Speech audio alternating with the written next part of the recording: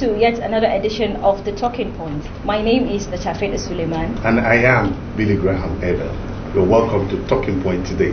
Happy Valentine's Day. Same to you and same to every Nigerian and all the netizens across the world. Today is the famous day, 14th of February, where we talk about love, we celebrate love. So, what is love and what is it not? We're talking about.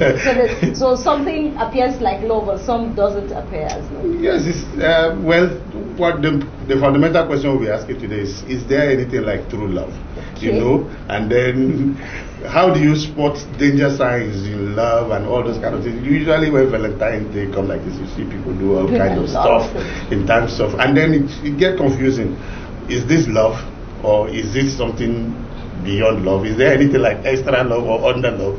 But before we get into the crux of the conversation, let's see what has been making headlines within the country. Nigeria came second place in the AFCON. I was very specifically very sad because I know that Nigeria, both on the bench and in the field, we have players that are far more capable than the Ivorian team. But sometimes it is what it is. It happens. But I think there is no reason why the Super Eagles shouldn't have come first place. Yes. There's no reason for them to even walk with their heads down. They've done amazingly very well. And it is in that spirit that our president hosted them to Adina. Yes, and I think that's a good move. By the Tinubu-led government. But when you go to social media, you hear all kinds of comments. In fact, somebody said it was because Shetima appeared in the finals. That was like, Super Eagles. Nigeria cannot be nicer. Nigeria are bad losers. When we lose, we look for who to blame. It has nothing with anybody. And in fact, I think Alex Iwobi was subjected to cyberbullying by Nigerians. They attacked him, insulted him, and please, and I think if you are a Nigerian, please stop personalizing. It's a team effort. It's a team sport.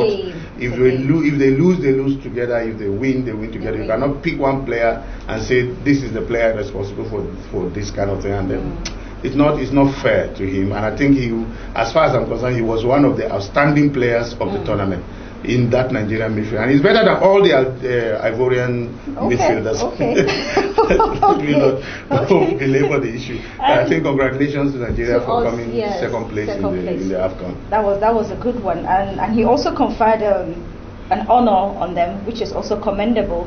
And then secondly, talking about reactions, there've been protests, pockets of protests in some some states within the country, like Osun State, Lagos, and Kano, over the hike of cost of living. So, what do you think about it? Is it okay for them to protest? Like in Niger State, the governor was proactive in ensuring that trucks don't go to their local markets to buy food in large quantities and take it out. I think it is very okay for Nigerians to protest. High cost of living, because in fact Nigerians don't even protest. That's the issue. We are very patient. We are very kind. We hardly even resist the government. As if we don't even know the essence of government, of our government. We elected them and put them in office, and then we'll be living. There is one statement I hate in government. When they start saying, like during the Buhari era up till now, they say we have to suffer before we enjoy, as if they are suffering. No, that's not. You cannot be telling someone that is suffering that we are suffering. Is it we that is suffering? When I'm suffering, just say you have to suffer before you enjoy. No, we have to suffer for enjoying. So these protests have been very visible in places like Kano, in Niger State, in Osun State, and Lagos. Nigerians the cost of living has risen astronomically, but your income has remained the same. For example, Tinubu said he's going to review minimum wage. It's not even a considerable review. It's just from 30,000, they were talking about 50,000. It's not like you're looking for 30,000 to 300,000. So, and then it's taking them like forever to do that. To implement it. When you come to government, come ready. If you say you want to be a president and you've been preparing for it all the days of your life, come ready. When you remove fuel subsidy, let there be something running in the ground people to have solve the food to problem. eat. And then that's the crux of the moment. Let's know what you think about the hike in food prices. What is it like in your state? And then do join us shortly after the break when we bring you the discussion of the day. Join us shortly. Welcome back. This is Talking Point. We are in a generation and we have several young people out there celebrating Valentine today without actually knowing what really love is. Who teaches our children what love is? Is it the social media? Where do you get your lessons? Is it the members of their peer group that teaches them what love is? Someone just said, you can give without loving, but you can't love without giving. And I think I agree with that.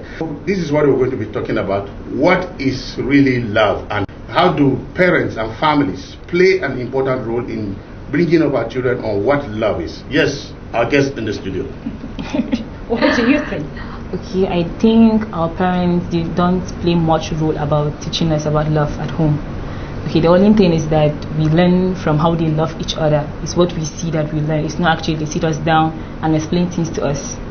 Okay. But I thought a child learns by observation.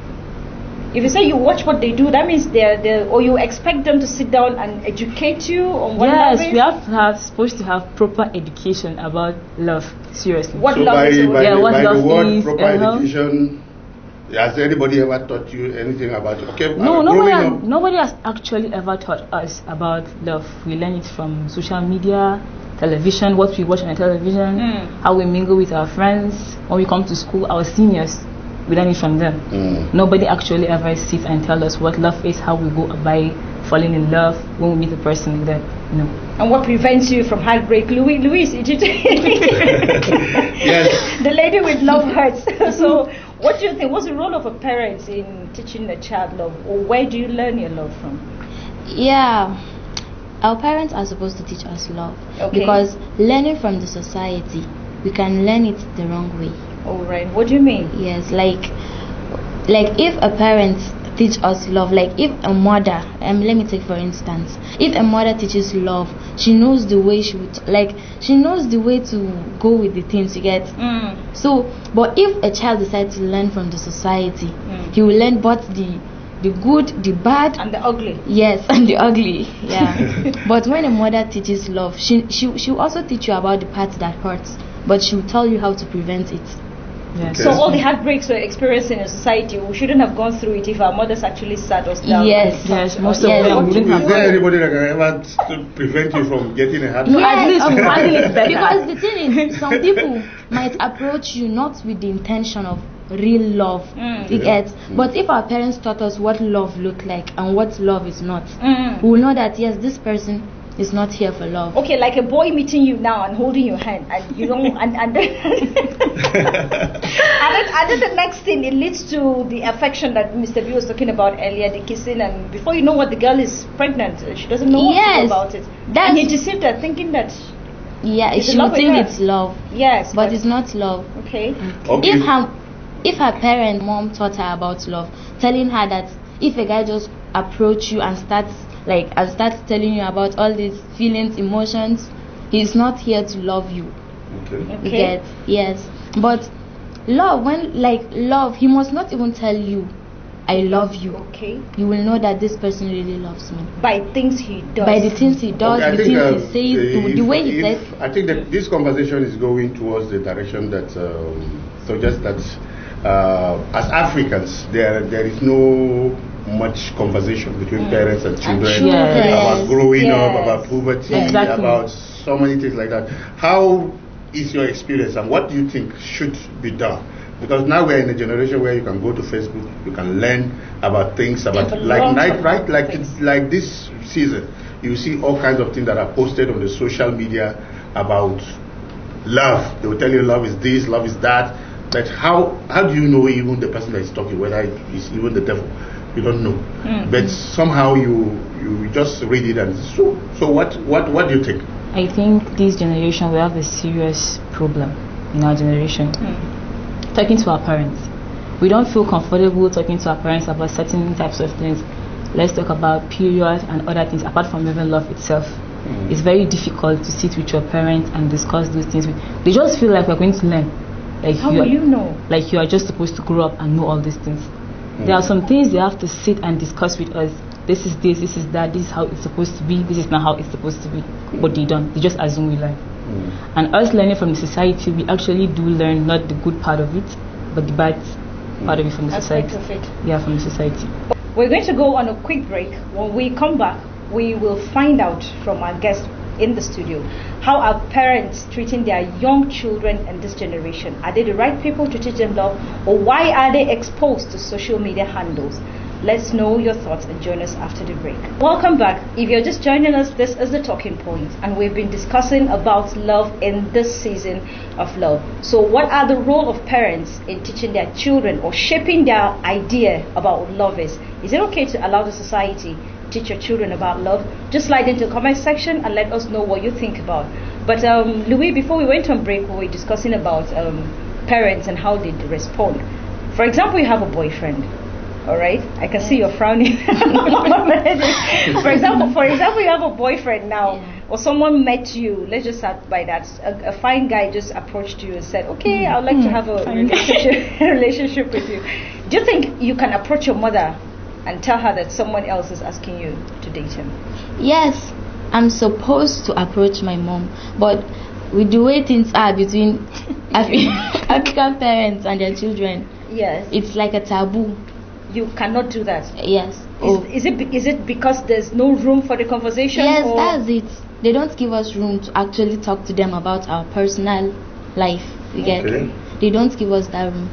So they shut you out. Yes, they won't even allow me to talk about it. They will be like, "I'm too small. I should leave this. I'm not up to the age to, now have a boyfriend." Yes. Comfort, you're nodding. Are you siding with her? No, yes, I'm siding with her. Okay. Yes. So what would be her reaction? Like me telling my mom that I have a boyfriend, seriously, to end up into something else. So we will stop the talking about me having a boyfriend. She will start scolding me. Who is he? Why did you even talk to him? When he stopped it, did you respond? You understand? Interrogation. Yes. That is it. We don't feel comfortable talking to our parents about these things. And whenever we try, we make an attempt to talk about it with them. The situation. So have you ever had an encounter like that at home where someone approached you and you met your mom and you explained it to her? Not really. No.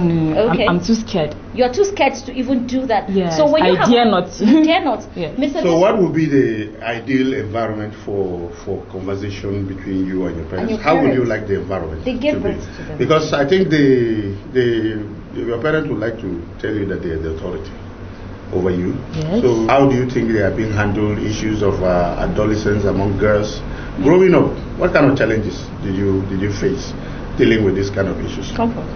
Well, it's something that we cannot discuss. We only discuss it with ourselves and our peer group. Meaning your peer group? Yes. Okay.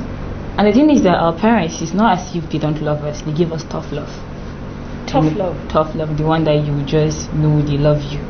Like I have this experience with my dad. Like someone called him, I was in school. Okay. He told him that I'm misbehaving. I'm wearing improper dress, like crazy jeans and all those stuff. He called me back home. I went back home. He started scolding me, telling me this is improper. He has even withdrawn me from school. Without even hearing your own side of the... Yes, he was very angry, very upset. I went to my room, I lied down, started crying. I came back home around 4 p.m. Okay. Then he saw it was 6. He went to my room. Are you insane? Won't you go back to school? After withdrawing you. After withdrawing from school. Yes. He's now wondering why you didn't go back to school. I packed my things. I said, leaving, going back to school. Do you have money? Do you have money with you? Why would you start going? Imagine. You see, it's not as if they love us, but they give us tough love. Tough love. Yes. I love parents. What she just said just reminded me of the drama my father and I'm his favorite daughter. Yes. And his only baby. So each time I do something, rather than telling me that this is not appropriate, this way, on a particular day I cooked his dinner. I brought it, I kept it on the table. I did not smile. And that hurts him because we usually do banters when I do. Like, why would you drop your food like this? Why would you smile? And I want my room trying to say, God, over food. Do you understand? No, look, it sounds silly. Yes. But this is what she means by tough love. So I feel maybe that is the reason why, for example, the cases of puberty, girls are afraid to tell their parents. Perhaps they started seeing their circle or all this kind of thing, because the mother is just thinking somehow the girl is supposed to know. Is that what a mother is supposed to do, Louis? Is a mother supposed to think that somehow? No, she's not even supposed to think about that. Okay. Because if I can remember, in secondary school, before they will teach us about all these adolescents, it's about JSS2. Okay. But nowadays, children in primary school are seeing their period. Oh, yes, wow. around that primary 5. Okay. Like most of them. Okay. So before you even get to that class, Secondary school. you have started seeing. Then who will teach you? Is it your classmates? Wow. Yes, they're supposed to teach us. Like when you see that your child is above all this 9, or maybe let me say when she's 10, you're supposed to tell her about period, how it is, how she will, how she will go with it. How to handle herself. Yes, how to handle herself. And she's supposed, like as a mother, she's supposed to have a sanitary pad at home. Yes, she's supposed Waiting to for keep the it. day that her girl is supposed to because start seeing her. when I started seeing my period, Okay. yes, I just woke up one morning like that. I just woke up and saw something on my bed. Like I've never heard, like I'm not even familiar with it. So I just have to shout because I was scared. Nobody ever told you anything? Nobody told me anything about like it. This will happen to you as a young lady. Yes. So I just shouted and my mom rushed into my room. At what time? It was around that 3. 3 Sorry, a.m. yes, 3 to 4. Okay. Very early in the morning. I wanted to go ease myself. Okay. Yes. So when she now rushed in, then I now told her what happened. I showed her. Then she rushed back. I said, yes, I maybe she went and spoke to my dad. I don't know. Then she now came back. She now said I should sit down. That was the first time. You now had an education. Yes, that was the first time she spoke to me about all this. Like, as a mother, you're supposed to talk to your child like before. Yes, before the incident. So that now, let's take for instance, she's not at home and this happened. What will you have done? What will I have done? I don't know anything about it. I might think I'm dying. That's true. Yes, I don't know. Or maybe I'm turning into an alien or something. I don't know. Yes. That's it. What was your experience like? Okay, I had similar experience with hers. Okay, me growing up, I had an elder sister. Okay. Okay, so I actually once saw her putting on the sanitary pad. When I saw her putting it on, I thought she was sick or something. Maybe wow. I didn't know what it was, but I didn't ask. I was curious, but I didn't ask anybody. So mine happened when I was in secondary school, JS3, I think. It was a boarding school. Okay. Boarding school. So whenever we have problems, we're allowed to call our parents using our guardian's phone. I went to my guardian. I called my dad when I had my period. When I called, he picked the phone. My dad usually put his phone on speaker. Ouch. So he was in his office with plenty people. I can already imagine what was going to happen. So I was like, Dad, his mom closed. She told me that no, she's not with him. He's not even at home. He's in the office. Okay. I said, please, when he gets back home, you should tell mom I want to talk, so let her call my guardian. He was like, what is it that I cannot tell him that I must tell my mom? I was like, please, he said I should talk to him. I said, tomorrow, if you can send out anybody or if you can come by himself, you should buy a sanitary pad for me. Then I just had the whole room, they were all laughing.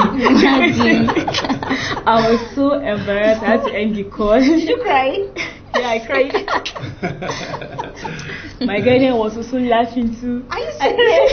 Imagine. So it was something really weird and awkward for me. You know the hysteria, Mr. B, that we girls go through. I can actually relate with them because I've seen this whole thing happen. It happened to me. I can only empathize. I know. You are a man. So do you think this is part of what parents are supposed to do as loving their kids? So love does not just stop at you buying food, providing the basic needs, shelter, healthcare and all that. Educating them about who they are is also part of love. You're a parent, so let's know. I think there is a need for the space for conversation between parents and children, and their words to be opened, so that there will be free flow. The children can have confidence to approach you and ask questions. And then I think the challenge we are having in this Gen Z generation is that there are so many places where you can learn. You can learn. So when parents fail to give instruction, someone is always out there with information. Yes. Whether it's right or wrong, whether it's according to your religion or not, whether it's according to what you believe or not, someone will teach them. All right, whether the social media, Facebook, Instagram, TikTok, YouTube, they are all out there. So there is that need for all the institutional frameworks that we have in our society should begin to take it as a responsibility to begin to pass that education about growing up, the challenges you're going to face, the people you're going to meet. As a girl, you will one day, no matter our parents hate to hear about it, that one day their daughter will meet a boy or the mother that one day her son will have another girl that to love and all this. But they are realities of life, and we must begin to gradually put that very particular education. What do you think? Yeah, I feel you see, we need to come to terms with the fact that we are humans and we go through different circles. You know, like animals in the animal kingdom. You see a chick, for example. You see a chick would grow up, become a hen or a cock, and then produce its own. And that is what it is also in human race. So we shouldn't shy away from who we are. When you are a child, just like mother hen protects her kids, that is what we're expecting that our parents are supposed to do to us. They shouldn't leave us vulnerable to the society. So do you think our educational sector is supposed to inculcate sex education and all this kind of stuff into our curriculums, Comfort? I think sex education should start from home. Our parents are supposed to educate us about sex before coming to school, and also in school self, we're supposed to have sex education. Like most children don't know anything about sex or the prevention of sex. You find a child coming to the university and one guy will just deceive or something of that sort. You will have sex, you don't know anything about prevention, anything of that sort. She end up getting pregnant because her mom failed to teach her. Yeah, we know, like, teaching a child about sex education is more like you're telling him to go and have. It's difficult. Yes. It's difficult. It's They feel like, they feel, you're encouraging your child to go and have sex. But is it? No, it's not. It's not. The damages that it will cause for a child to have sex without the consent of knowing anything about the sex is far more worse than the guilt that you feel of telling the child. You understand what I mean? So the parents are not supposed to allow their child to go through that traumatic experience. Yes, alone. They are supposed to teach them from like an age of, let's say, 14, 13. Yeah, to teach them. Yes. Do you also buy that idea that sex education should start from Yes, home? parents or should school? teach their children about all these things. Yes, and the ways to prevent it. Okay. Yes, because they can tell her that if a guy started doing this to you, doing that, You should know this is where it's heading run to. away. Yes. Yes. But they will not tell her, and the girl will think maybe it's all part of the love. She's seen it in movies. Yes, you she know? will think it's all part of Seen the it love. in social media. Someone has already started engaging now in conversation in social media. And she feels this is love, buying her flowers, So and this her house. And this is Valentine's season. There are people out there talking about love, acting about love. Especially today now. Yes, today like so- this, so many yes. souls will be deceived. so many souls. So what advice will you give young people So many souls today? will be deceived. What advice will you offer young people about love and about Love what is to do all about sharing, especially this day. Is today Valentine Day is a day that you share love to those people that seek it, to those people that are looking for love. So many people are out there very lonely, in need. Because now you get a group of people that have gathered a lot of money to go maybe in one hotel room like that to smoke, drink, and just Waste their lives. But there are a lot of people out there, they don't even have what to eat today. Amazing. They don't have what to eat. So they should channel that energy into doing something more productive and important. like going to orphanage homes. Go and even if you will not give them something, like little things matters. It does. Yes, even if it's just a little thing, give them maybe food, even old clothes. You can buy new if you decide. You give the ones you have. Yes, And you can. implement it. All love have many ways. There are many can ways in which you express. can show, you can express yourself, you can express love. What's your advice, Comfort? I think, like same with us, we are supposed to show love to people that most people that don't feel the love. You can't meet a beggar in the street and tell him that, like, I love you. That's right. And that person will just believe you. You have to show that person love. Love is all about like expressing it, showing it. Love is action. Love is not silence. You show love, show people love. And it's not bad to show your boyfriend or girlfriend love, but you should not deviate from the real aspect of it. Love is not lost. Love is not lost. Yes. Now I like that word. Mr. B. So what's your final call? I think on a day like this, I'll call out to all people, all Nigerians, all netizens, to remember that in this country, there are people going out on protest of hunger because they don't have what to eat today or tomorrow.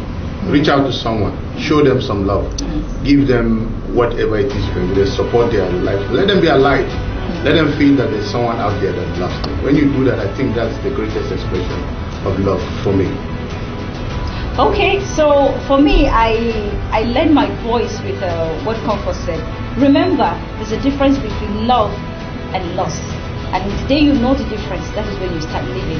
And also ensure that you reach out to somebody that is truly in need, just like Lee said.